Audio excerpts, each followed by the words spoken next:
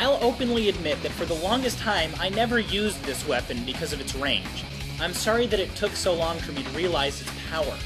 The Fire Wave is arguably one of the strongest weapons in the first Mega Man X title, with the exception of the Hadoken, but that attack is also hidden and will kill anything in one shot. Not exactly a fair comparison. Its only drawback is its shortened range, but if you know the first thing about enemy patterns, using the weapon becomes simple and effective. Enemies that will normally take a good beating from the Buster, or one too many shots from another special weapon, will melt in absolutely no time flat. This power is backed by an equally potent, and very cool, charge shot, where a flame is dropped to the ground, burning along the entire length of the floor. This is a good way to bypass the range of the weapon while retaining all of the power. Too bad it uses ammo the whole time you charge it up. All in all, it works as well as a super flamethrower wielded by Mega Man X should.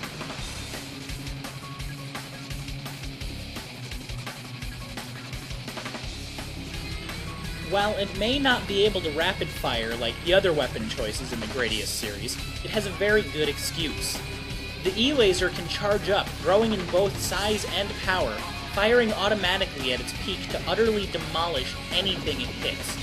While it takes a bit more talent to use, again, it's the only weapon that doesn't auto-fire, mastering this weapon will lead to a path paved by killing bosses in 2 to 5 hits. The only thing that can outmatch this weapon is speed, which most enemies in the game lack entirely. Then there's the support given by the options. I personally use the F option, which constructs a destructive wall of energy fit to plow droves of enemies out of the way at any time. I've also been told that the R option turns the E-Laser into a magnificent rotating shield. But even without the options, this particular weapon choice is enough to send the big cores running home to Bacterion. It seems incredibly satisfying to play through this game for a while without the E-Laser, and then playing again with it. Seeing enemies go down with such a lack of effort truly makes the Vic Viper feel like the powerhouse it's supposed to be.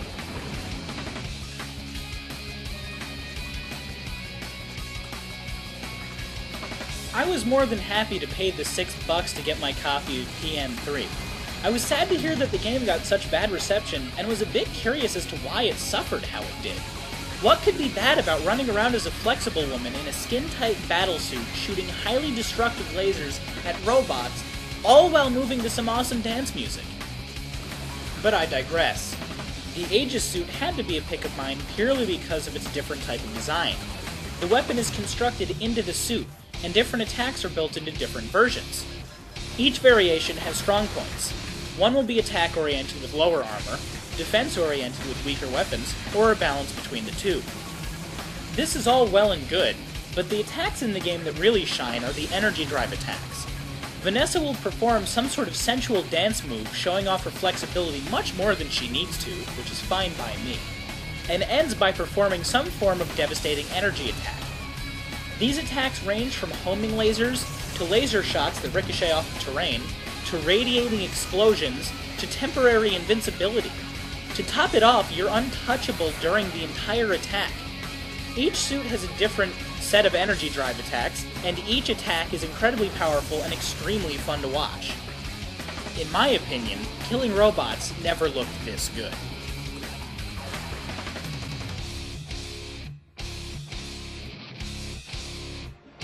What starts off as a seldom-used gem of a weapon becomes an easy-to-use tool of destruction, which is only limited by ammo expenditure. But with enough missile and ammo expansions, 5 missiles and 30 dark ammo is nothing to worry about, and the unrivaled joy of tearing enemies apart inside of a black hole makes any ammo spent entirely worth it. From a functional standpoint, I have no complaints with the Dark Burst. Granted, it may move fairly slow, so hitting certain targets is understandably tough, but if used properly, you don't even need to score a direct hit. The Dark Burst will tear open on impact alone, meaning you can shoot the terrain around an enemy and let the rift's gravity do the rest. The weapon is described in-game as a potent, slow-moving blast that opens a rift to a dark dimension, pulling enemies into oblivion. This used to be my top favorite weapon, and I'm sure based on that description, you can understand why.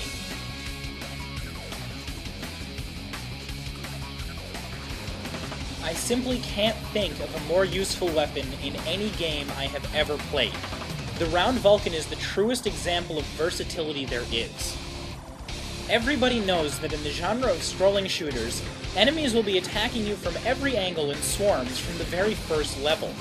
Players will need to dodge and weave through every projectile imaginable to keep their fragile ship intact, just to keep moving. But the Round Vulcan allows players to attack every angle right back without moving an inch. The weapon can fire 360 degrees simply by holding fire, wiping out every enemy from back to front and back again. To make the deal sweeter, the weapon is strong. A skilled pilot will be able to take out the guy behind him, move on to sweeping through a charging fighter squadron, and still have time to take out the guns above and below him all in one smooth run. This is the sort of versatility most other game weapons can only dream of having. What the fuck is a shipped? God damn it. Everybody knows that in the genre of scone, would you like a scone with your video game? Possibilities for new, fuck.